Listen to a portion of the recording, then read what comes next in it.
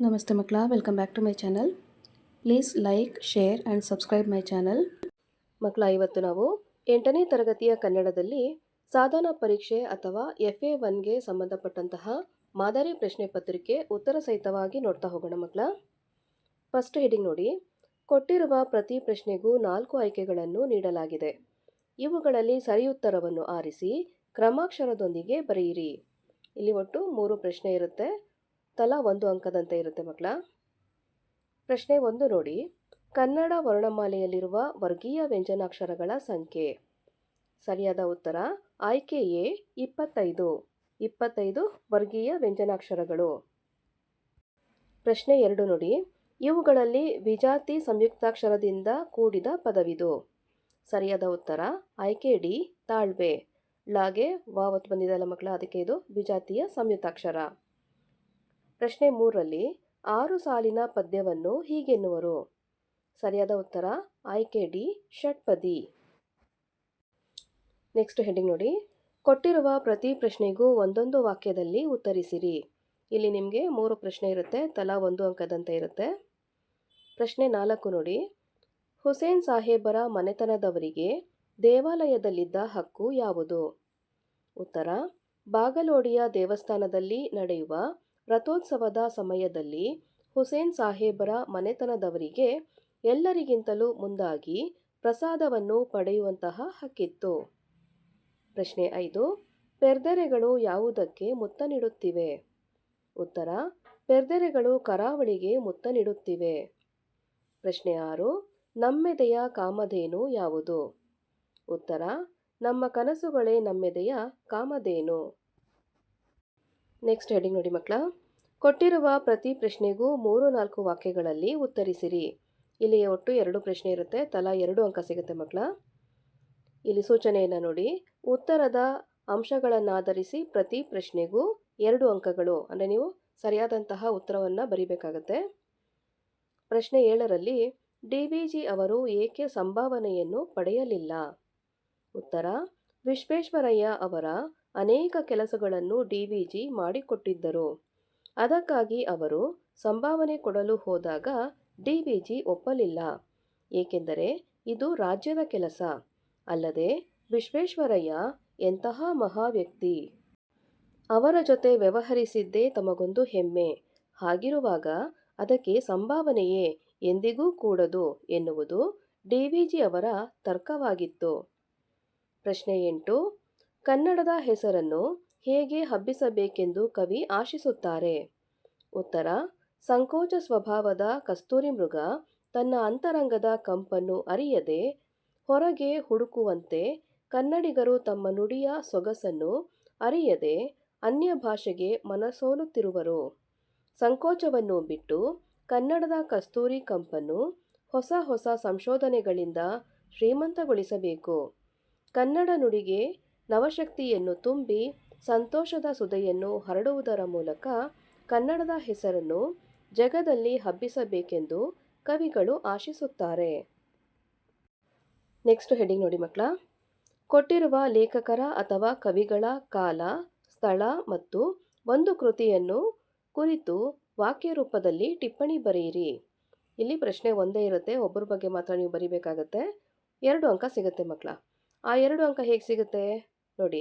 ಸ್ಥಳ ಹಾಗೂ ಕಾಲ ಬರೆದ್ರೆ 1 ಅಂಕ, ಕೃತಿ ಹಾಗೂ ಪ್ರಶಸ್ತಿಯನ್ನು ಬರೆದ್ರೆ 1 ಅಂಕ. ಈ ರೀತಿಯಾಗಿ ಅದನ್ನು ಡಿವೈಡ್ ಮಾಡಿರ್ತಾರೆ. ನೆಕ್ಸ್ಟ್ ನೋಡಿ. ಪ್ರಶ್ನೆ 9ರಲ್ಲಿ NS ಲಕ್ಷ್ಮೀನಾರಾಯಣ ಭಟ್ಟರು ಇವರು ಕ್ರಿಸ್ತಶಕ 1936 ಅಂದರೆ 29/10/1936ರಲ್ಲಿ ಶಿವಮೊಗ್ಗದಲ್ಲಿ ಜನಿಸಿದರು. ಇವರು ವೃತ್ತ, ಚಿತ್ರಕೂಟ, ಸುಳಿ, ದೀಪಿಕಾ, ಭಾವಸಂಗಮ, ಬಂದೇ ಬರ್ತಾವ ಕಾಲ, ಬಾರೋ ವಸಂತ, ಅಭಿನಂದನ, ಭಾವೋತ್ಸವ, ಪ್ರೇಮಧಾರೆ, ಕಿನ್ನರಿ, ನಂದನ, ನವಿಲುಗರಿ, ಕಿಶೋರಿ, 10 ಸಾಹಿತ್ಯ ಸಾಧಕರ ಜೀವನ ಘಟನೆಗಳ ಬಗೆಗೆ ಬೆಳಕು ಚೆಲ್ಲುವ ಸಾಹಿತ್ಯ ರತ್ನ ಸಂಪುಟ ಕೃತಿಯನ್ನು ರಚಿಸಿದ್ದಾರೆ. ಇವರಿಗೆ ರಾಜ್ಯ ಸಾಹಿತ್ಯ ಅಕಾಡೆಮಿ ಪ್ರಶಸ್ತಿ, ಶಿವರಾಮ ಕಾರಂತ ಪ್ರಶಸ್ತಿ, ಕನ್ನಡ ರಾಜ್ಯೋತ್ಸವ ಪ್ರಶಸ್ತಿ, ಮಾಸ್ತಿ ಪ್ರಶಸ್ತಿ, ಆಳ್ವಾಸ್ ನುಡಿಸಿರಿ ಪ್ರಶಸ್ತಿ, ಆರ್ಯಭಟ ಪ್ರಶಸ್ತಿ ಮೊದಲಾದ ಪ್ರಶಸ್ತಿಗಳನ್ನು ನೀಡಿ ಗೌರವಿಸಲಾಗಿದೆ. ನೆಕ್ಸ್ಟ್ ಹೆಡ್ಡಿಂಗ್ ನೋಡಿ ಮಕ್ಕಳ. ಕೊಟ್ಟಿರುವ ಗಾದೆಗಳಲ್ಲಿ ಯಾವುದಾದರೂ ಒಂದನ್ನು ವಿಸ್ತರಿಸಿ ಬರೆಯಿರಿ. ಇಲ್ಲಿ ಒಂದು ಗಾದೆ ಮಾತನ್ನು ಬರಿಬೇಕಾಗತ್ತೆ. 2 ಅಂಕ ಸಿಗುತ್ತೆ ಮಕ್ಕಳ. ಪ್ರಶ್ನೆ 10ರಲ್ಲಿ ನೋಡಿ. ಕಟ್ಟುವುದು ಕಠಿಣ, ಕೆಡಿಸುವುದು ಸುಲಭ. ಮತ್ತೊಂದು ನೋಡಿ. ಚಿಂತೆಯೇ ಮುಪ್ಪು, ಸಂತೋಷವೇ ಯೌವನ. ಇದನ್ನು ಯಾವ ರೀತಿ ಡಿವೈಡ್ ಮಾಡ್ತಾರೆ ಅಂಕಗಳನ್ನ? ಗಾದೆಯ ಮಹತ್ವದ ವಿವರಣೆಗೆ 1 ಅಂಕ, ಉದಾಹರಣೆಯೊಂದಿಗೆ ಅರ್ಥ ವಿವರಣೆಗೆ 1 ಅಂಕ, ಒಟ್ಟು 2 ಅಂಕ ಸಿಗುತ್ತೆ ಮಕ್ಕಳ. ಈ ಗಾದೆ ಮಾತುಗಳು ನಿಮಗೆ ಬೇಕು ಅಂತಾದರೆ ನನ್ನ ಚಾನಲಿನ ಗಾದೆ ಮಾತುಗಳು ಅನ್ನೋ ಪ್ಲೇಲಿಸ್ಟ್ಗೆ ಹೋದರೆ ನಿಮಗೆ ಈ 2 ಗಾದೆ ಮಾತುಗಳ ವಿಸ್ತರಣೆ ಅಲ್ಲಿ ಸಿಗುತ್ತೆ. ಅದನ್ನು ರೆಫರ್ ಮಾಡಿ. ಮುಂದಿನ ಪ್ರಶ್ನೆಗೆ ಹೋಗೋಣ. ಕೊಟ್ಟಿರುವ ಪ್ರತಿ ಹೇಳಿಕೆಯನ್ನು ಸಂದರ್ಭದೊಡನೆ ವಿವರಿಸಿರಿ. ಇಲ್ಲಿ ಒಂದೇ ಸಂದರ್ಭವನ್ನು ಕೊಟ್ಟಿರ್ತಾರೆ, 2 ಅಂಕ ಸಿಗುತ್ತೆ. ಯಾವ ರೀತಿ ಅದನ್ನು ಡಿವೈಡ್ ಮಾಡಿರ್ತಾರೆ ನೋಡಿ. ಆಯ್ಕೆ, ಕರ್ತೃ, ಆಕರ, ಪಠ್ಯ ಇದಕ್ಕೆ 1 ಅಂಕ. ಸಂದರ್ಭ, ಯಾರು, ಯಾರಿಗೆ ಮತ್ತು ಯಾವಾಗ ಹೇಳಿದರು ಅನ್ನೋದನ್ನು ಬರೆದ್ರೆ 1 ಅಂಕ, ಒಟ್ಟು 2 ಅಂಕಗಳು ಸಿಗುತ್ತೆ.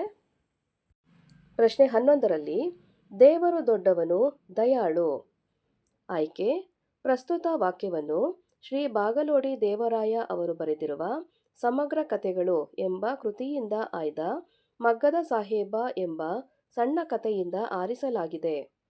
ಸಂದರ್ಭ, ಕರೀಮನಿಗೆ ಭಾರತದ ರಾಷ್ಟ್ರಪತಿ ಅವರು ಪದ್ಮಭೂಷಣ ಬಿರುದನ್ನು ಕೊಡುತ್ತಿರುವ ಭಾವಚಿತ್ರವು ಪ್ರಕಟವಾಗಿದ್ದ ವಾರ್ತಾಪತ್ರಿಕೆಯನ್ನು ನಿವೃತ್ತ ಮಾಸ್ತರು ಶಂಕರಪ್ಪನವರು ರಹೀಮನಿಗೆ ತೋರಿಸಿ ಅದರ ಬಗ್ಗೆ ವಿವರಿಸಿದ ಸಂದರ್ಭದಲ್ಲಿ ರಹೀಮನು ಈ ಮಾತನ್ನು ಹೇಳುತ್ತಾನೆ. ಸ್ವಾರಸ್ಯ, ತಾನು ತಿರಸ್ಕರಿಸಿದ ಮಗನ ಸಾಧನೆಯನ್ನು ಕಂಡ ರಹೀಮನ ಭಾವುಕತನವು ಇಲ್ಲಿ ವ್ಯಕ್ತವಾಗಿದೆ. ನೆಕ್ಸ್ಟ್ ಹೆಡ್ಡಿಂಗ್ ನೋಡಿ ಮಕ್ಕಳ. ಕೊಟ್ಟಿರುವ ಪದ್ಯಭಾಗವನ್ನು ಪೂರ್ಣಗೊಳಿಸಿರಿ. ಇಲ್ಲಿ ಒಂದೇ ಪದ್ಯಭಾಗವನ್ನು ಪೂರ್ಣ ಮಾಡಬೇಕಾಗತ್ತೆ. 2 ಅಂಕ ಸಿಗುತ್ತೆ. ಸೂಚನೆ ನೋಡಿ. ತಪ್ಪಿಲ್ಲದೆ ಬರೆದ ಪ್ರತಿ ಪೂರ್ಣ ಸಾಲಿಗೆ ಅರ್ಧ ಅಂಕ, ಒಂದೊಂದು ಸಾಲಿಗೆ ಅರ್ಧ ಅಂಕ, ಆ ರೀತಿಯಾಗಿ ಡಿವೈಡ್ ಆಗಿದೆ ಮಕ್ಕಳ. ಪ್ರಶ್ನೆ 12ರಲ್ಲಿ ನೋಡಿ. ನಾಡಿಗಾಗಿ ತನುವ ತೆತ್ತ ಹುತಾತ್ಮರ ಸ್ಮರಣೆಯಲ್ಲಿ ನಮ್ಮ ಕಷ್ಟದಲ್ಲೂ ನೆರೆಗೆ ನೆರಳನೀವ ಕರುಣೆಯಲ್ಲಿ ದಾರಿ ಬಳಸಿ ಏರುವಲ್ಲಿ ಬಿರುಗಾಳಿಯೇ ಮೊಳಗುವಲ್ಲಿ ನಮ್ಮ ಗುರಿಯ ಬೆಳಕಿನೆಡೆಗೆ ನಡೆವ ಧೀರ ಪಯಣದಲ್ಲಿ. ಇಲ್ಲಿ ನಿಮಗೆ ವ್ಯಾಕರಣ ಹಾಗೂ ಒತ್ತಕ್ಷರಗಳು ಎಲ್ಲನೂ ಗಮನಕ್ಕೆ ಬರುತ್ತೆ. ಅಂಕಗಳು ಕಟ್ಟಾಗೋ ಚಾನ್ಸಸ್ ಜಾಸ್ತಿ ಇರುತ್ತೆ. ನೋಡಿಕೊಂಡು ಹುಷಾರಾಗಿ ಉತ್ತರವನ್ನು ಬರಿಬೇಕಾಗತ್ತೆ ಮಕ್ಕಳ. ನೆಕ್ಸ್ಟ್ ನೋಡಿ. ಕೊಟ್ಟಿರುವ ಪದ್ಯದ ಸಾರಾಂಶವನ್ನು ನಿಮ್ಮ ಮಾತುಗಳಲ್ಲಿ ಬರೆಯಿರಿ. ಇಲ್ಲಿ ಒಂದೇ ಪದ್ಯವನ್ನು ಕೊಟ್ಟಿರ್ತಾರೆ, 2 ಅಂಕ ಸಿಗುತ್ತೆ. ಯಾವ ರೀತಿ ಅದನ್ನು ಡಿವೈಡ್ ಮಾಡ್ತಾರೆ ನೋಡಿ. ಮೌಲ್ಯವನ್ನು ಗುರುತಿಸುವುದಕ್ಕೆ 1 ಅಂಕ, ಸಾರಾಂಶ ಬರೆಯುವುದಕ್ಕೆ ಹಾಗೂ ಭಾಷಾ ಶೈಲಿಗೆ 1 ಅಂಕ, ಒಟ್ಟು 2 ಅಂಕಗಳು ಇರುತ್ತೆ ಮಕ್ಕಳ. ಪ್ರಶ್ನೆ 13ರಲ್ಲಿ ನೋಡಿ. ಜೈನರಾದ ಪೂಜ್ಯಪಾದ ಕೊಂಡಕುಂದ ವರ್ಯರ, ಮಧ್ವಯತಿಯೇ ಬಸವಪತಿಯೇ ಮುಖ್ಯ ಮಾತಾಚಾರ್ಯರ, ಶರ್ವಪಂಪರನ್ನರ, ಲಕ್ಷ್ಮೀಪತಿ ಜನ್ನರ, ಷಡಾಕ್ಷರಿ ಮುದ್ದಣ್ಣರ, ಪುರಂದರ ವರೇಣ್ಯರ, ತಾಯೇ ನಿನ್ನ ಬಸಿರೆ ಹೊನ್ನಗನಿ ವಿದ್ಯಾರಣ್ಯರ. ಈ ಪದ್ಯ ಭಾಗದ ಸಾರಾಂಶವನ್ನು ನೋಡ್ತಾ ಹೋಗೋಣ. ಕನ್ನಡ ನಾಡಿನ ಜೈನ ಮತಾಚಾರ್ಯರಾದ ಕೊಂಡಕುಂದ ವರ್ಯರು ದ್ವೈತ ಸಿದ್ಧಾಂತ ಪ್ರತಿಪಾದಿಸಿದಂತಹ ಮಧ್ವಾಚಾರ್ಯರು, ಸಾಮಾಜಿಕ ಕ್ರಾಂತಿಯ ಹರಿಕಾರ ಬಸವಣ್ಣನವರು ಸಮಾಜ ಸುಧಾರಣೆಯನ್ನು ಮಾಡಿದ್ದಾರೆ. ಕನ್ನಡ ನಾಡಿನ ಆದಿ ಮಹಾಕವಿ ಪಂಪ, ಕವಿಚಕ್ರವರ್ತಿ ರನ್ನ, ಕವಿ ಚೂತವನ ಚೈತ್ರನಾದ ಲಕ್ಷ್ಮೀಶ, ಕವಿರತ್ನ ಜನ್ನ, ಷಡಾಕ್ಷರಿ ಮುದ್ದಣ್ಣ ಮೊದಲಾದವರು ಮಹಾಕಾವ್ಯಗಳನ್ನು ರಚಿಸಿದ್ದಾರೆ. ದಾಸಶ್ರೇಷ್ಠರಾದ ಪುರಂದರದಾಸರು, ವಿದ್ಯಾರಣ್ಯ ಮಹರ್ಷಿಗಳು ಮೊದಲಾದವರು ಭಕ್ತಿ ಪ್ರಧಾನವಾದ ಕೀರ್ತನೆಗಳನ್ನು ರಚಿಸಿದ್ದಾರೆ. ಹೀಗೆ ಕನ್ನಡದ ಈ ಶ್ರೇಷ್ಠ ಕವಿಗಳು ಕನ್ನಡ ತಾಯಿಯ ಬಸಿರ ಹೊನ್ನಗನಿಯಾಗಿದ್ದಾರೆ. ಮಕ್ಕಳ, ಇಲ್ಲಿಗೆ 8ನೇ ತರಗತಿಯ ಕನ್ನಡದಲ್ಲಿ ಸಾಧನಾ ಪರೀಕ್ಷೆ ಅಥವಾ FA1ಗೆ ಸಂಬಂಧಪಟ್ಟಂತಹ ಮಾದರಿ ಪ್ರಶ್ನೆ ಪತ್ರಿಕೆ ಉತ್ತರ ಸಹಿತವಾಗಿ ಮುಕ್ತಾಯಗೊಂಡಿದೆ ಮಕ್ಕಳ. ಈ ಒಂದು ವಿಡಿಯೋ ನಿಮಗೆ ಇಷ್ಟ ಆದಲ್ಲಿ ದಯವಿಟ್ಟು ನಮ್ಮ ಚಾನಲ್ನ ಲೈಕ್ ಮಾಡಿ, ಶೇರ್ ಮಾಡಿ, ಸಬ್ಸ್ಕ್ರೈಬ್ ಮಾಡಿಕೊಂಡು ನಾವು ಹಾಕುವಂಥ ಎಲ್ಲ ವಿಡಿಯೋನ ನೋಡ್ತಾ ನಮ್ಮನ್ನು ಎನ್ಕರೇಜ್ ಮಾಡ್ತಾ ಹೋಗಿ ಮಕ್ಕಳ. Thank you for watching. Bye bye.